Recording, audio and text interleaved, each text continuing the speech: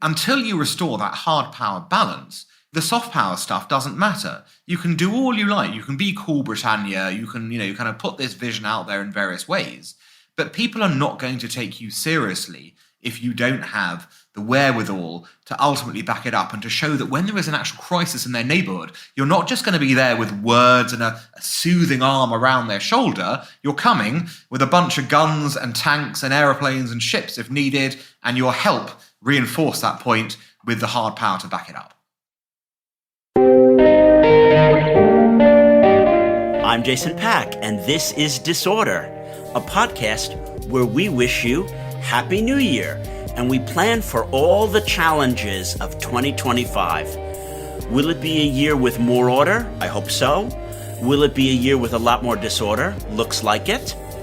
And I thought for the first podcast of 2025, we should look at the incoming American administration, the challenges it faces, the potential vision it has for a new approach to global affairs, and we should revisit a neoconservative way of looking at ordering the globe, because it's worth pointing out, most Republican administrations of my lifetime have had either a neoconservative bent or neoconservative elements within them, and this might be the first Republican administration of my lifetime that hasn't.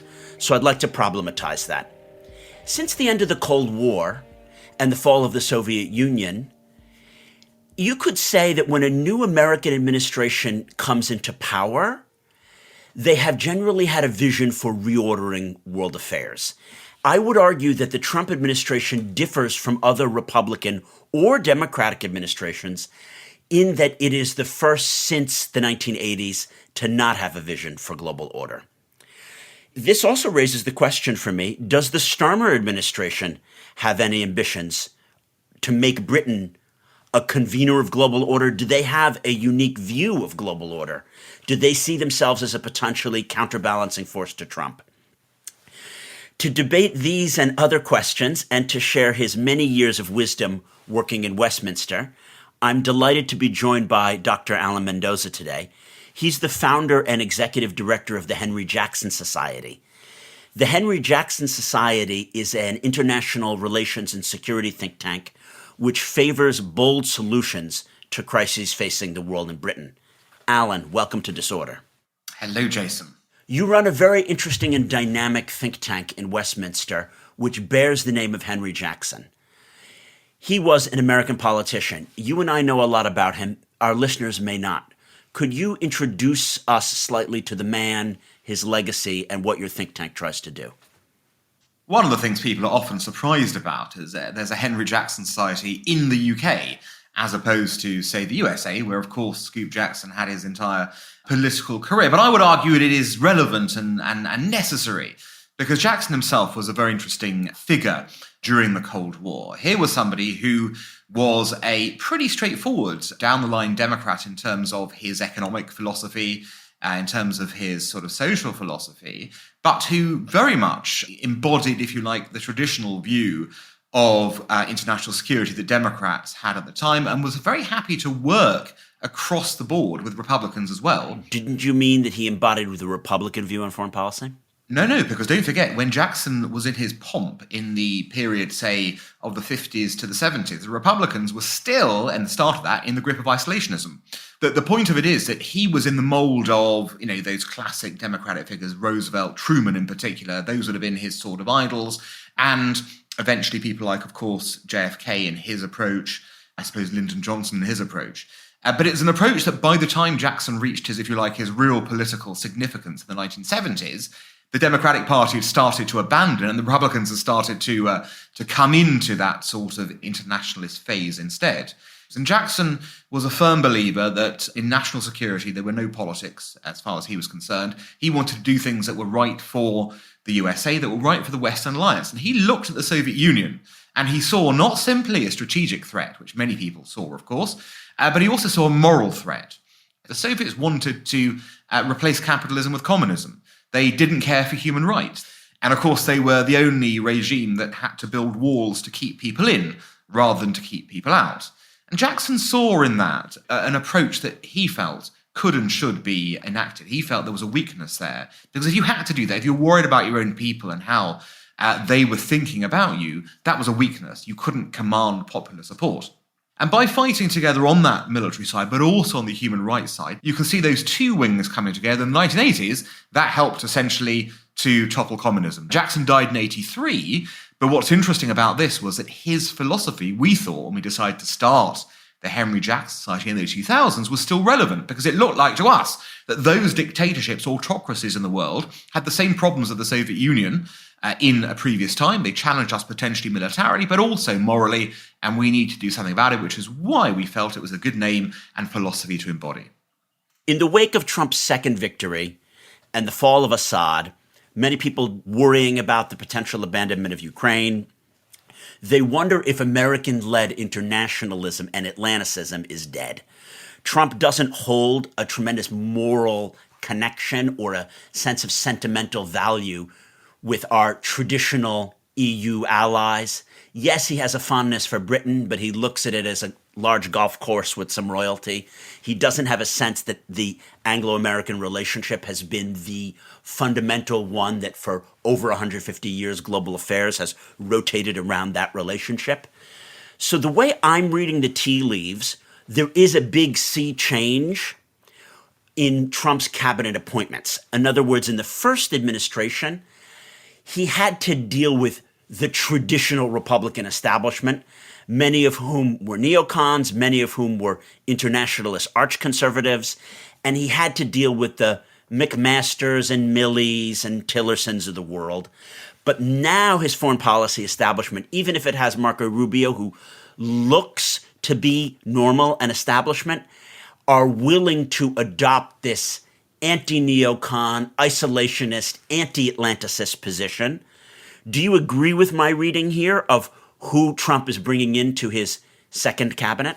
It's a mixed bag. I think some of the names you've mentioned have got antecedents in the whole internationalist, we can do things with American power focus. And take it back to Jackson, the whole point of what Jackson was saying was that you can use American power for good in the world, and this is, you need to apply it. You've got to apply American power. You can't sit back and do nothing. Now, what's interesting about, I think, Trump and the people he's bringing in is that they do want to apply American power. They may not have the moral component part of it, but the practicality of what they intend to do is actually very similar. Because think about where their focus is likely going to be. It's going to be on people who are threatening America's strategic position. But it turns out that those people are exactly the same bad guys that we knew 20 years ago, and you can trace them back longer in certain cases as well. So, Trump's desire to take on China, for example. Well, China is one of the moral bad guys, even if Trump doesn't see it in that way. So, fine, he's taking them on. Iran, clearly one of the moral bad guys as well as one of the strategic bad guys. Again, even if you don't talk about the morality of it, you're still taking them on because that's what happens. The Russian case is interesting because, of course, the focus in a lot of Trump land is not about Russia, thinking Russia is not the main enemy. We just need to move on and do that. But nonetheless, if there is a disturbance, shall we say, from Russia, I would expect the application of American power to be what is primarily what Trump is interested in. And I think you've already seen, essentially, his usage of the word. For example, Trump tells Hamas, if you don't send the hostages back, there'll be hell to pay, essentially. Well, what is that? That's threatening them with the application of American power in this sort of way, which interestingly is not an isolationist perspective at all, because the isolationists would have gone, we're not getting involved in this at all. He is getting involved. He's doing it from a perspective of his America firstism, shall we say.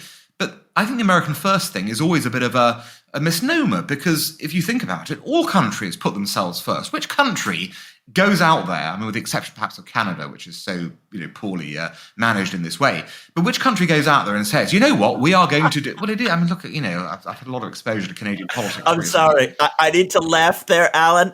That was a very deadpan, very excellent British delivery. We had Marcy Serkes, Trudeau's former chief of staff, on the pod just 3 weeks ago, and I thought she did an excellent job of explaining Canada's vested nature with international institutions, but she would have argued that Canada's role in the world and Canada's interests are the defense of those institutions, because free trade with America and a world of peace and security are truly the Canadian interests. But we digress, as they say. We do digress, but I would just say in response to that, those may be Canadian interests, but how can they be certain that those institutions are actually providing what they're looking for? And I think the problem is they have fetishized the institutions without understanding what the institutions might be doing. But enough about Canada. The point about this is that actually you do put your own country first if you're a sensible politician, and that's all that Trump is doing, just as what Ronald Reagan did, just as what Scoop Jackson did, all the rest of it in that way. Allow me to push back slightly.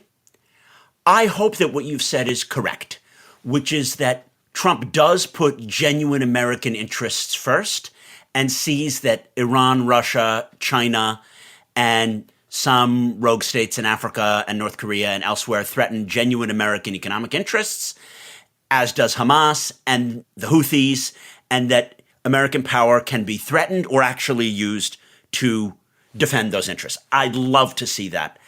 I have another analysis, and I'm willing to engage in a deeper debate here, which is that he has irreconcilable contradictions in his view of foreign policy, and that in his orbit, there are different individuals who represent conflicted views. Hence, there is no view of global order.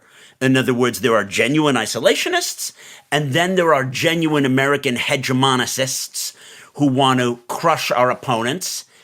And then he has a view which is that it's really easy to work with strong men, so I'm very happy to work with Putin and the North Korean dictator. He literally doesn't care enough about foreign policy and global order to resolve those contradictions, and he doesn't have an ism. In other words, he might say America first, but there isn't a coherent worldview like the liberal internationalist one of the Obama or Clinton years, or what is frequently called the neoconservative worldview of the W. Bush or McCain or Romney kind of approach to foreign affairs, that he has no view that America's role in the world is to order it.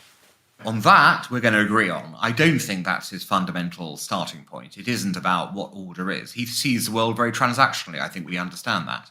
And he looks at policies from the point of view of what does this policy do for me right now, basically, or for the USA right now. And it's interesting looking at some of the examples. In Trump 1, for example, you mentioned he liked strongmen and tried to do this deal with Kim Jong-un. What's fascinating is that he went down this path of looking to do the deal.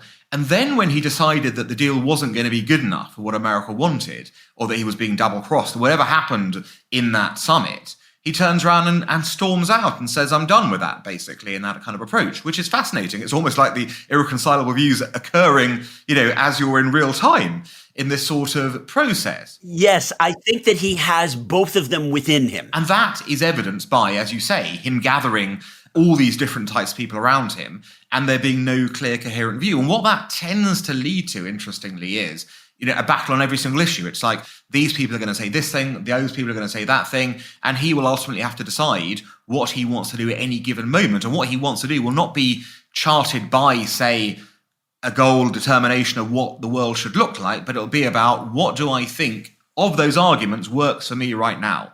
Now, it's a style of leadership. It's not perhaps, the one we're used to, but it is a style. That's an interesting way of putting it. I think that it leads to the global enduring disorder because of those incoherences.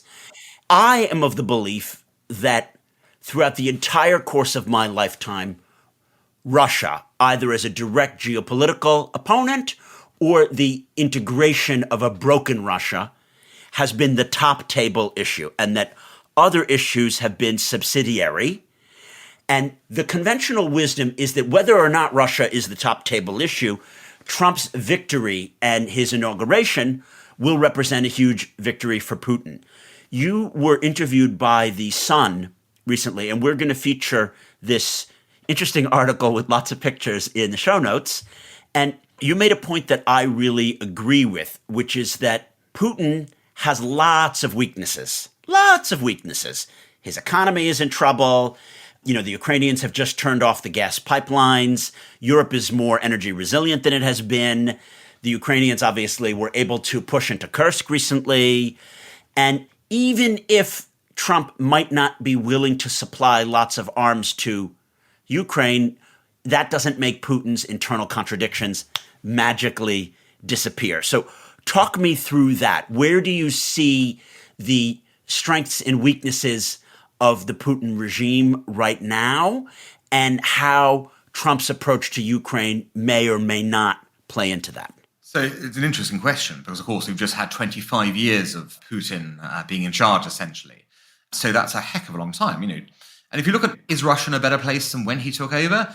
Well, I mean, you can make an argument, domestically it might be given the chaos of the 1990s, but certainly from the perspective of, what it thinks of itself, really, and how it's viewed internationally, I think Russia is in no better a place. I mean, Putin, his high points were probably a good decade ago now. It's been on a downward spiral ever since. And that's probably inevitable because that's what happens to dictatorships. They get stale. And it's difficult to keep on producing rabbits out of hats, to keep things going. And certainly the way he's gone in terms of his aggressive nationalism, his starting of wars, lends itself to huge problems for the regime going forward. But his big, of course, success is that there is no real obvious contender for power vying against him. What he has done is obviously he's got control of his own regime through his traditional Slaviki connections in terms of making sure the intelligence services are all on side, so he knows what's happening, and he's totally crushed whatever democratic opposition, there was, and that's pretty much obvious. Interestingly, though, that doesn't make him safe, because we saw in this very odd episode, did we not, when Mr. Prigozhin marched the Wagner group halfway to Moscow, a military threat that nobody really expected. He could easily have gone in that moment. And the irony was, had Prigozhin continued, and we'll never know why we'll never know why he did it in the first place, and we'll never know why he stopped, having crossed the Rubicon, as it were, surely knowing he was a dead man for having done it. But had he continued, I think there's little doubt in people's minds that, the Russian army would not have essentially defended Putin successfully, and he'd have been forced to flee and in an Assad-style escape.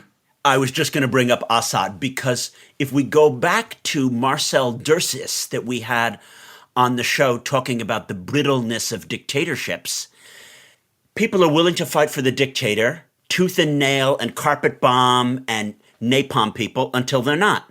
And the moment that they're not, they don't fight even to defend their ethnic heartlands. And I was shocked, and I'm not going to pretend that I saw that the Alawite stormtroopers and the Mahir Brigade wouldn't fight to defend, the Alawite neighborhoods of Homs or their heartlands around Latakia and Masyaf. I didn't see that coming.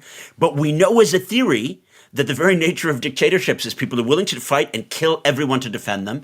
And then when they can take their uniforms off and switch sides, they're willing to do that. And only the leader's family or people who are going to be, guillotined or hung will actually fight at that last moment. And I completely agree with your analysis of Prigozhin, and I think not enough analysts have drawn out the parallels and the implications of that important episode, which is that if you can go from Rostov-on-Don, 300 kilometers north, what's preventing you from going another 300 kilometers north? Facing the opposition. Extraordinary. Absolutely. Just to tell you how it's very interesting.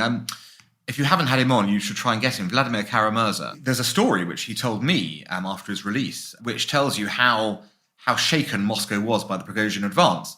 At the time, Vladimir was in a Moscow prison. He hadn't yet been shipped out to Siberia. And he gets a knock on his cell door, and he says, "Look, put this suit on. You're going to meet the governor." He's like, "What?" And off he goes to meet the governor. And the governor says to him, "Mr. Kara-Murza," or worse to this effect, "we hope you've enjoyed your stay in our institution, and I hope you'll remember that I've always been very good to you." And suddenly it twigged to him. It twigged, because of course they'd heard on the TV that this thing was happening. It twigged that the governor was seriously worried that the regime was going to fall and change, that people like Kara-Murza would be out of prison very shortly, and that people like him might be in prison unless he shifted over, which tells you exactly what you said. They're right there until they're not. So the man who was willing to carry out all of Putin's orders was then not willing to do it at that given moment because he felt power was going to shift. And let's not forget how quickly communism fell in a similar time, and how, the regimes just turn like that, basically. It is possible. So I think in Putin's case, there's no obvious contender. Doesn't mean someone won't emerge from nowhere to replace him. And if you look at the economy as a basket case, although they've been circumventing the sanctions, it's fascinating now that the Indians are really taking them for a ride. India is saying, no, we're not paying even your discounted rate. We want a deeper discounted rate. At what level does Putin break even on this deep discounted rate of oil even, kind of looking at this? So the wheels are falling off economically. And militarily, he's losing, 12 to 1,300 men a day in Ukraine for what? A kilometre here, a kilometre there of advances. This is unsustainable. That's exactly right, Alan. I think that you've worded that more eloquently than I could have. He's one oil price crash from collapse. And even the Trump victory, where he has a sympathetic figure in the White House, doesn't change that fundamental calculus. But I want to put the Trump angle back into this discussion, Alan. It's impossible to read the tea leaves because he hasn't shared his plans of how to end the war in 24 hours, But I want to indict Biden before pivoting here. I am nonpartisan in my throwing scorn at both sides, and I think that gives me some credibility here. It's so obvious now looking back that if they had given the Ukrainians more arms, they wouldn't have just broken through in Kursk. They would have won. We've seen a lot of the innovation and the tactical changes and the way that they use HIMARS and ATACMS and the offense and blah, blah, blah, blah, blah. This is not a tactical military podcast, so we're not going to get into that. But it's incredibly clear now that the drip feed cautious approach from Jake Sullivan and Biden was a mistake. But where are we now?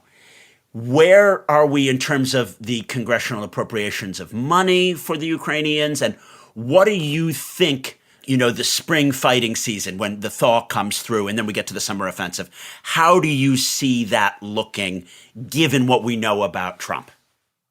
Well, look, as you said, we've got no clue what this 24 hours to end the war, or whatever it is, 40 hours, actually looks like. We're all assuming, and we're being told, that there are already negotiations underway. There are discussions happening. There is a push for some kind of ceasefire. But we'll know from other areas, for example, the Middle East, that you can have a big push for a ceasefire. It doesn't reach anywhere because you've got to get the people on the ground to ultimately agree to it. And we don't yet know what stance Trump is taking in, shadow negotiations or whatever's happening, to say to Putin, right, well, you've got to do this and you, Ukraine, have got to do that to get to that level. And, we're assuming they will reach some kind of agreement, but we just don't know. So a lot of this is dealing in the known unknowns, to use the famous Rumsfeldian phrase, and working out what happens. But look, let's assume that there is no ceasefire. And let's assume that Trump doesn't deviate dramatically from a previous strategy. He's not going to give more money necessarily, but he's not going to take anything away. Well, we're going to see obviously the play out of whatever is left of the congressional appropriation the last time round.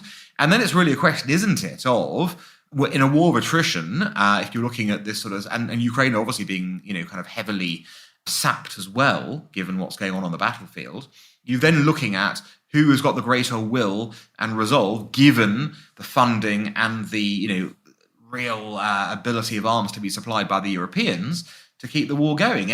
And that is unclear, quite honestly, as to where we're happening. I mean, there are scenarios, aren't there? There's a scenario where the Ukrainian front collapses and the Russians can punch their way through finally.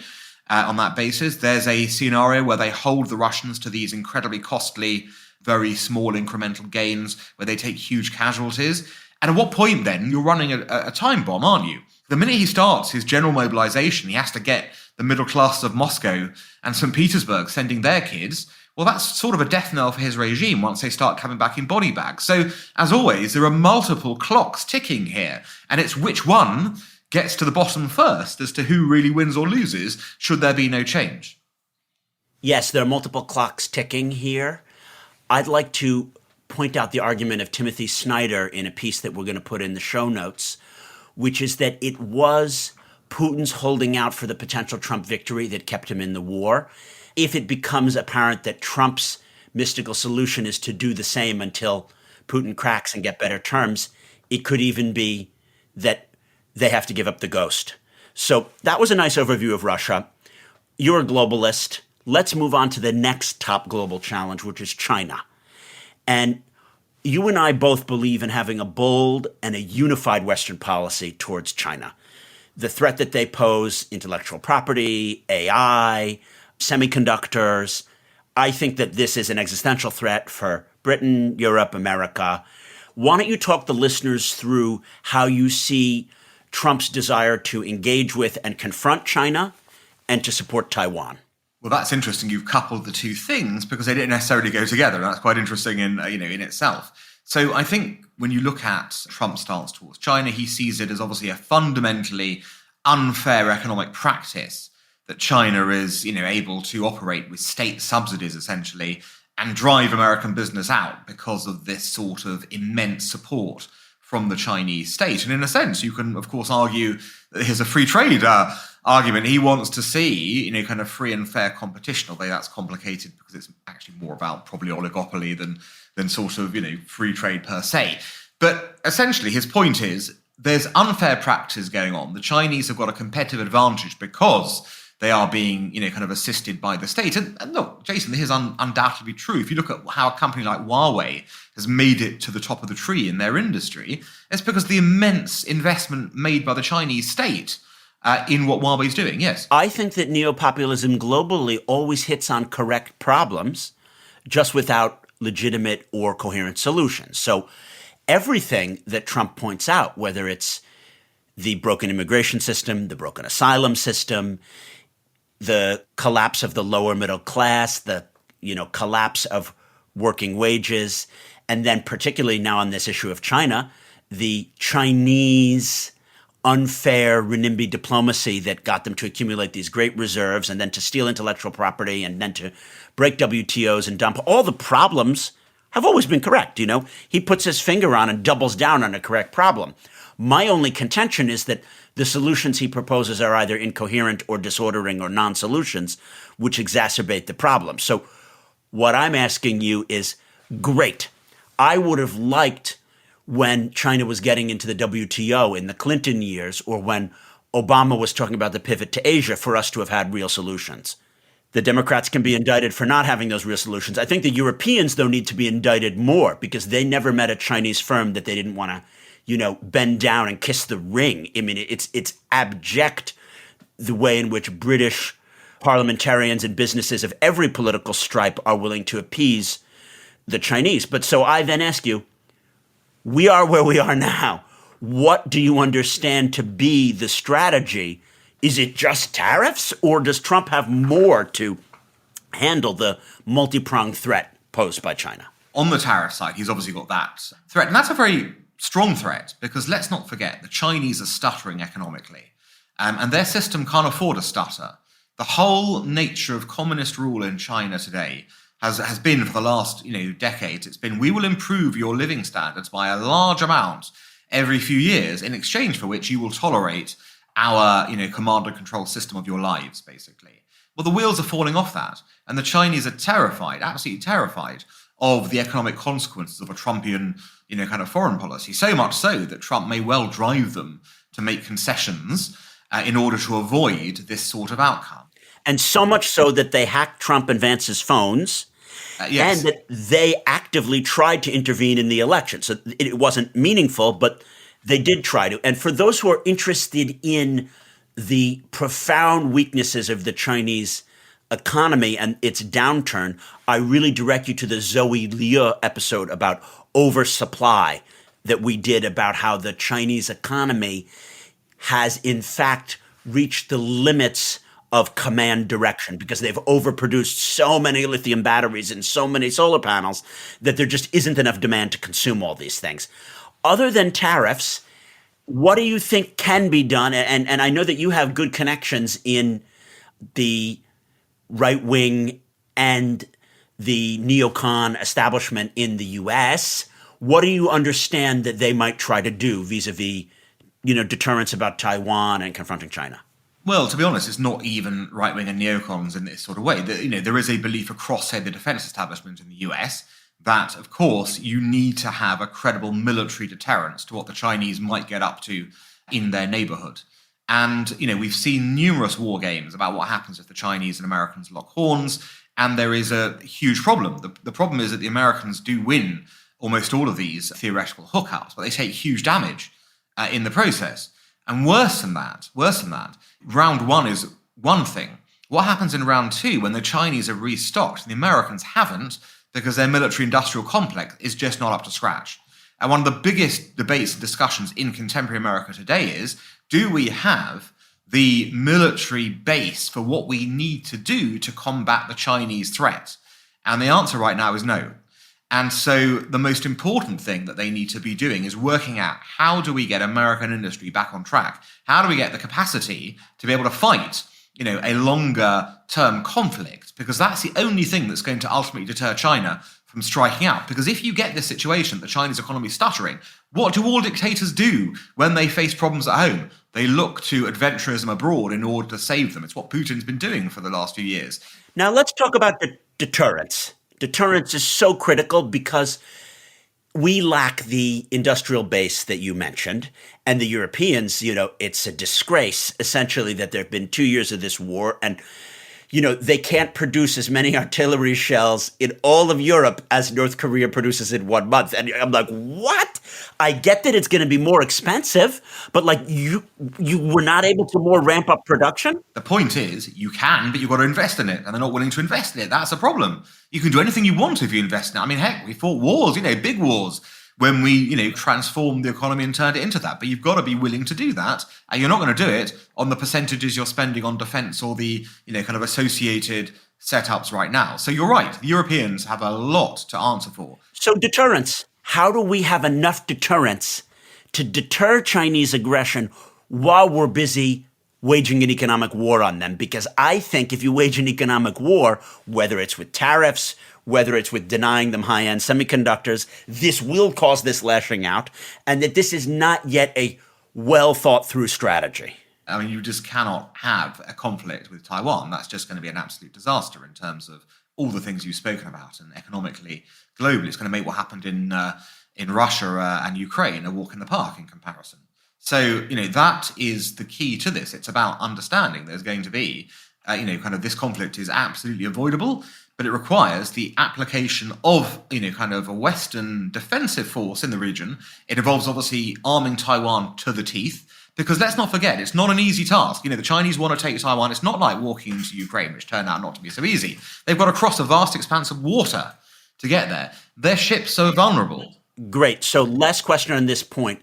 What would you want to see in terms of deterrence from either Starmer or the incoming Trump administration? What could they do in terms of signaling on this point? Well, look, it's not going to be a European issue because the Europeans, have very limited power they can project in the Far East. Yeah, we can occasionally send, a ship over there to do a freedom of navigation, kind of sail. But apart from that, and those should continue, obviously. The sense that the Europeans are still playing a watching brief there is important and shows that there's solidarity.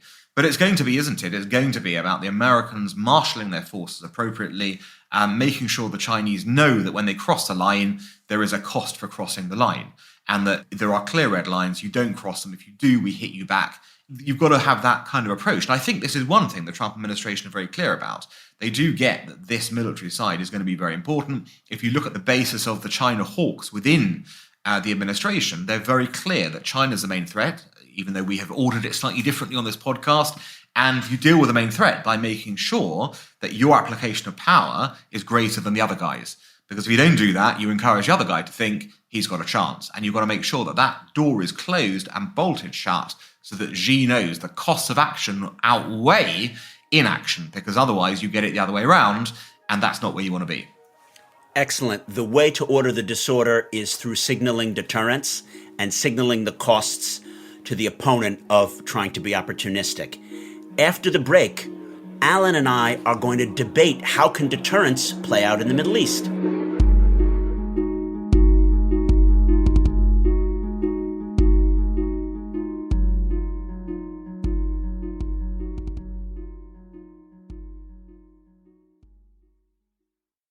So, Alan, we have talked about those hot spots, China, Russia, the threats they pose, but nowhere is more disordered and disordering than our beloved Middle East.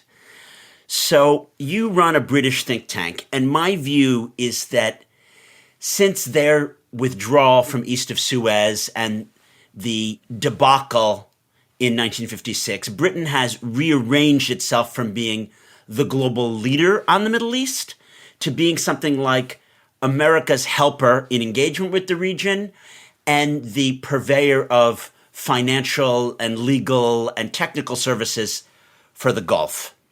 I want to start with this question. I think Britain has the knowledge, the geographical location, the diasporic networks to be a real global leader on the Middle East. All of the due diligence action about the Middle East, it all happens in London. How can Starmer cut an independent figure and be a major player in the Middle East? Well, I think the only way you can do that is by kind of shaking the mindset that you just quite rightly spoke about. I mean, the idea that your worldview is diminished to the provision of services, and that's about it in terms of your kind of power projection of the region. Tells you all you need to know about where Britain's gone wrong in that region. And that, don't forget, is when Britain's got tremendous advantages. It's had friendships with many of the countries in the region for a long period of time. There are still, of course, the odd British military base kind of scattered about as well that makes a difference. And it's really a choice about Britain using its historic, its diplomatic, its military powers, and stop being, if you like, hidebound in the thinking of the 1970s, and start getting to grips with the realities of the world in the 2020s and what Britain can do to help shape that region of the world. And principal among that will be to obviously be a fair broker, shall we say, in the region. So I think we've seen some very curious behaviour towards the Israelis, some support on the one hand, and then schizophrenic opposition on the other, making it very difficult for, say, Israel, which is one of the rising powers in the region, to really trust Britain. There is obviously a sense of some confusion about the British stance on, say, Saudi Arabia, and whether Britain wants to be part of, if you like, the vanguard of people who are trying to help change Saudi Arabia, with Mohammed bin Salman leading that charge. And then, of course, there is the vexed question of where we are in terms of Iran, where we continue to adopt this rather bizarre policy of thinking there is a version of the regime that can be dealt with and is worth dealing with, rather than coming to the realization that Iran is the central point of disorder in the region, and that the only way to really reorder the region and turn it into an orderly place is to remove the Iranian threat and transform, in doing so, the whole future of the Middle East. And if Britain were to support that kind of policy, then you can see a benefit and value to Britain's leadership once again in that area. Well, we started the entire Disorder podcast with the view that Iran may be a small power, a medium-sized country, but a major disorderer, and that Iran's disordering abilities are profound and they're quite global. Where you and I might disagree is in a kind of neocon analysis. In other words, I don't want to be working with MBS, and I don't want to be trying to overthrow the Iranian regime, and I do want to be stigmatizing Netanyahu and keeping him in a box, right? That's my politics, in the sense that I see Starmer as a step in the right direction because he really looks at things from an international legal perspective. So he's trying to more constrain Israel than Sunak, but he hasn't gone far enough. They haven't done enough ultimatums. They haven't pushed enough. And I know you and I are probably going to see those things differently, which is fine. I want Britain, though, to have its own policy and use the fact that something like literally half the leaders in the Middle Eastern region have either been educated at Sandhurst or have kids studying in London or have kids who've gone to Harrow or Eton. Like, they have so much connection to the ruling classes of those countries. How can Starmer or any other British leader, if he's not up for the job, utilize that? Simply by engagement. It's by engagement, but then also engagement that serves a purpose. It's by kind of using those links to say, right, this is what we want to achieve in this area, and we want you to come along with it. But the key to it is, this is what we want to achieve in the area. And that is unclear what Britain, wants to achieve in the Middle East. We don't seem to have a clear strategy for the area. So the first point of call would be to find that strategy that we would think is advantageous. Is it going to be we want a greater democratization? Probably not, but that's one option. Is it going to be, we want a network of friendly nations who are, kind of peacefully committed towards working together more? Well, okay, that could be an interesting view, but then how do you then get that? I would argue that in all the cases of how you get it by going through Tehran. And once again, the linchpin to any British Middle Eastern strategy surely has to be to look at the focus of where the disorder in the Middle East is, where the upsides are to ordering the disorder, and where Britain could be beneficiaries from that. And the happy coincidence of that is that they do run through Tehran rather than anywhere else, and that is both a strategic and moral, kind of place where you can bring things to bear and make that effective, lasting change. And then you will be able to work your, all those connections you spoke about in that reordering process once you've taken away the major threat. Let's interrogate your worldview. Mine is slightly different, but I can talk about mine another time. So the keys are in Tehran, and we've got to get the Ayatollahs out. We're fleshing out your worldview here. What should the British policy be? How should they approach the new Syria? I mean, I was happy to see that the FCDO was the first international embassy to be meeting with Jolani. But to what end? And I agree with you. I don't think that they've articulated what that end is. So you tell us, what should it be? How should they engage with this new Syria?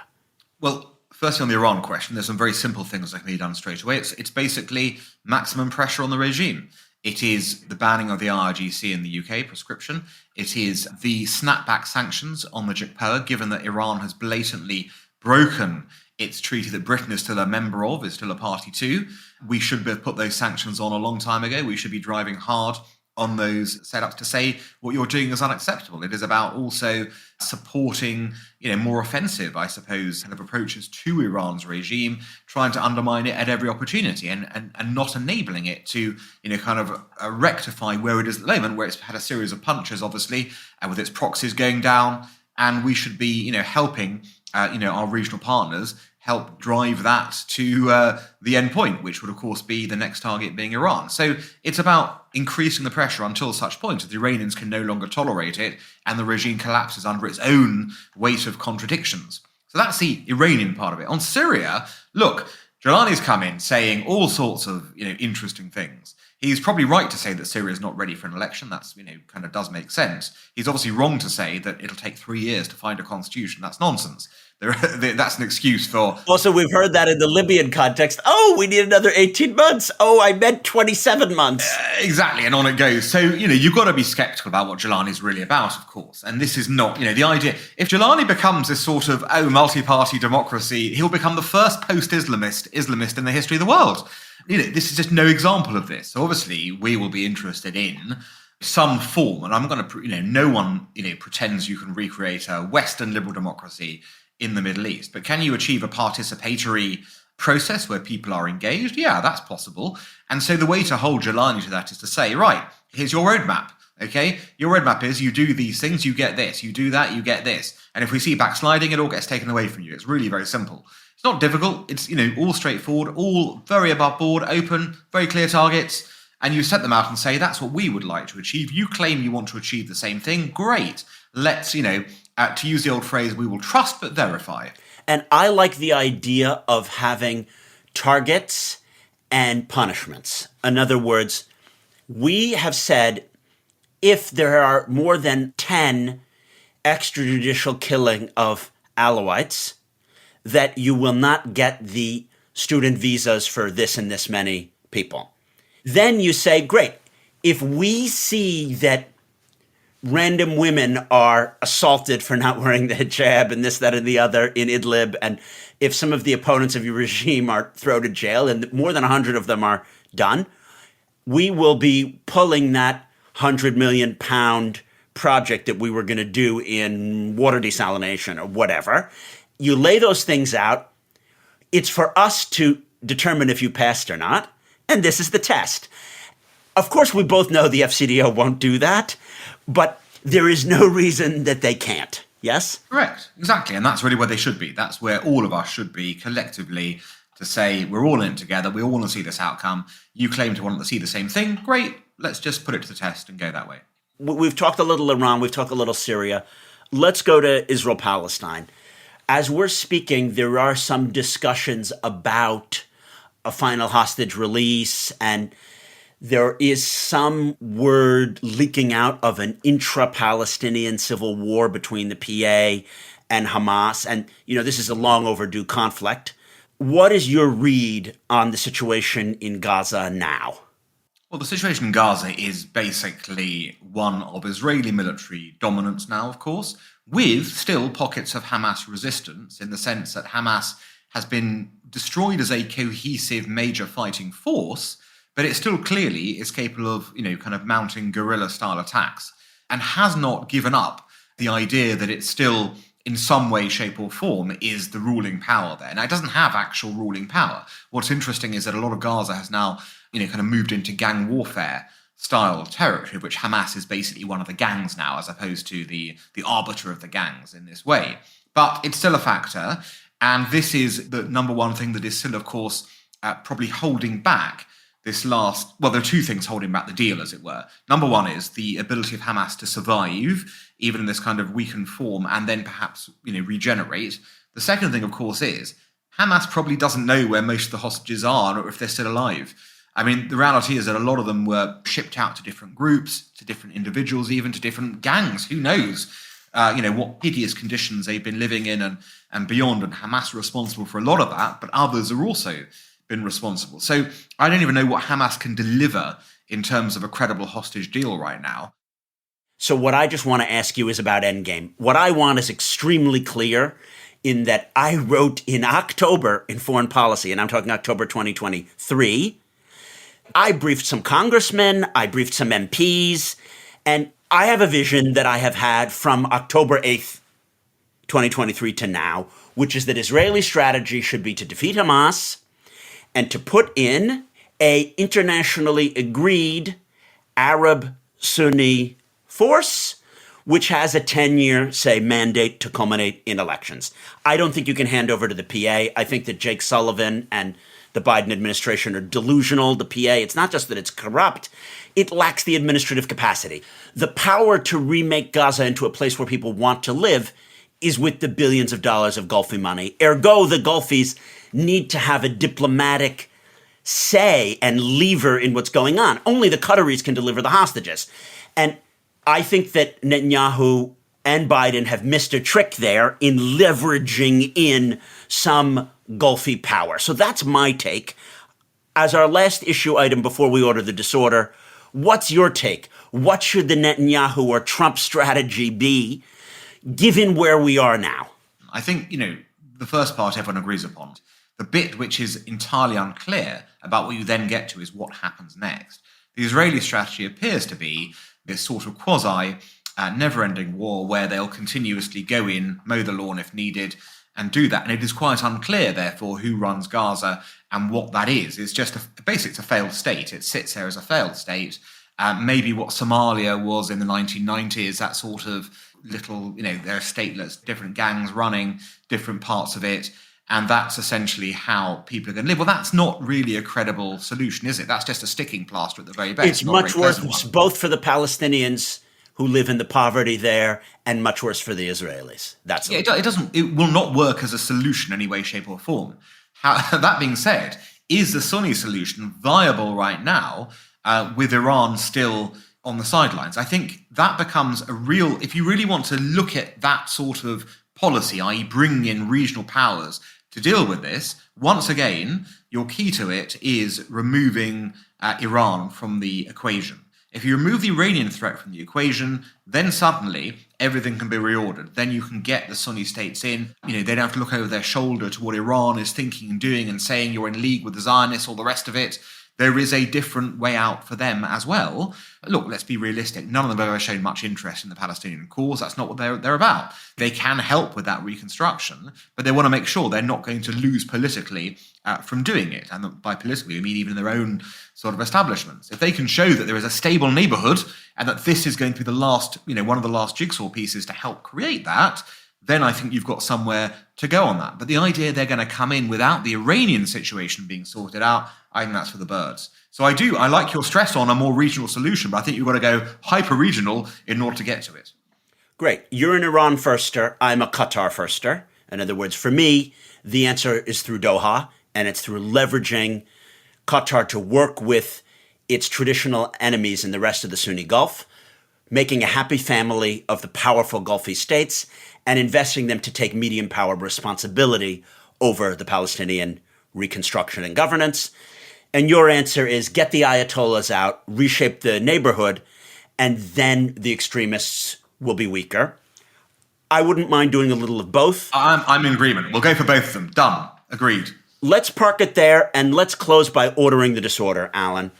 We haven't spoken as much about Britain as I'd like to. You run a British think tank.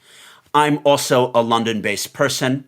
I want to ask you, can Britain be a major medium power if it concentrates on specific issues or countries where it can potentially have an oversized impact? For example, the Republic of Georgia, or for example, issues of tax havens, tariffs, free trade, from a thematic perspective. Why has Britain been punching more and more below its weight in these domains when if you look at the connections and the linguistic, cultural, and skill power that Britain has, it's like so ripe for British leadership? You're right, but I think it comes down to the decline of British hard power. Ultimately, whatever you think of it, soft power, needs to be backed up by hard power. What a country has in its soft power toolkit is somewhat dependent on what's in its hard power toolkit as well. Because ultimately, why do you listen to somebody who's lecturing you from abroad? Well, you do it for two reasons. They may have the right answers. That's the hopeful reason. But they've got a big stick if you're not doing what you tell them to do, or if you don't assist in them, they've got an ability to do something about it. And this was, of course, Britain's ability for so long in the world. But we have allowed that to atrophy. We've allowed our military capabilities to go downhill. Look at the state of our armed forces because of their neglect by both political parties over a concerted period of time that has meant that we just don't have that force projection capability that we did, even 20 years ago. So until you restore that hard power balance, the soft power stuff doesn't matter. You can do all you like. You can be cool Britannia. You can, kind of put this vision out there in various ways. But people are not going to take you seriously if you don't have the wherewithal to ultimately back it up and to show that when there is an actual crisis in their neighborhood, you're not just going to be there with words and a soothing arm around their shoulder. You're coming with a bunch of guns and tanks and aeroplanes and ships if needed, and you'll help reinforce that point with the hard power to back it up. Okay, so I would say that your answer is bolster traditional British military capability, and that will allow Britain to more lead and to play a role in deterrence. That's not my answer. I like it, and I want it as well. My answer is to focus on very specific things, say Georgia, where Britain already has the sanctions and financial power. It just doesn't deploy them. I think that Britain could have been a major player in deterring Russian aggression in Ukraine if, say, when Crimea was annexed in 2014, all of the Russian assets weren't just frozen but were seized, and a lot of the real estate of some random oligarchs was instantly stealth confiscated. I don't think that they needed tanks, and that would have had a major, major impact. That's more my answer. But I say, great, we have two answers, a hard power answer and a sanctions-y financial answer. Why don't we do them both? I say they go hand in hand again. That's the whole point. You don't do one without the other. The whole point is you can back one against the other. And I think part of it is if you don't have the hard power capabilities to think strategically around the whole world, you cease thinking strategically in a soft power sense as well. Because you go, well, what does it matter? That's not an area I any longer have any interest in ordering, because I don't have the capabilities to order it. So therefore, I don't try anymore. That's why the two go hand in hand. A larger military encourages you to think strategically globally, and that therefore encourages you to go, right, what are the other tools? I don't need to use my military. They're there as my backup for this other policy, basically. And that's what if you look at what the strategic thought in Britain, that has declined again commensurately with the decline in military force. And the conversations we were having 20 to 40 years ago are different to today because they're based around what our capabilities were and the hard power element as well. And that, I think, reflects what we're not doing soft power-wise as well. Okay, next question. Let's say that Trump really does go full isolationist and there is no global leader. In the absence of a global leader, can Britain play a convening role? And how would you urge them to do it? Like if you were in Starmer's ear, he invites you to dinner and says, Alan, I know that you may come from a different political tradition than me, but I respect what you're doing. What would you tell me, Keir, to do? The model for this, there's a great model for this, actually. The last time the Americans seemed to go a little bit strangely isolationist was actually during the early Clinton years, if you remember. And what happened there was, of course, just a lack of focus and a complete lack of attention on the international arena. I know this because my PhD topic's the Bosnian War. And what you saw in Bosnia was a lot of American words, but no action. And eventually, something very interesting happened in 1995. The French stepped up. Suddenly, Jacques Chirac, from nowhere, decides he's going to start convening people and setting the agenda, what was going to happen in Bosnia and the rest of it. And he even announced, rather unwisely, that leadership of the free world is vacant, he said. It's vacant, and I am going to seize it, essentially, in this kind of moment. And once the Americans saw this, they were like, this is terrible. We can't have the French, So part of it is, you say to Keir Starmer, look, you've got to be more French about it. You've got to be there and go. Let's not necessarily think about our traditional scope of how we operate. Let's think about the new alliances we can forge if we're bold and start some initiatives ourselves. And that's what you would say. And if that does happen, let's seize that mantle. Let's go out there before others do it. Alan, our famous last question. If you were anointed king for a day, orderer-in-chief, and you could create one international institution or one policy, and the goal of this policy was to better coordinate the Western allies in our economic and geopolitical confrontation with China, Russia, and Iran, what would that institution be, or what would that policy be? So I think it's high time for a global democratic institution that doesn't challenge the UN, but sits alongside it and operates according to democratic principles. We know the problems of the UN. We know also that if you were to, abolish the UN, you'll have to recreate it, and probably in a similar manner. But what you can do, just as other countries coordinate what they're doing at the UN, it's time for an element of coordination among the great democracies and among others who aspire to be part of them, to be that coordinating function, to say, right, we will stand together in the same way that this bloc and that bloc are doing it.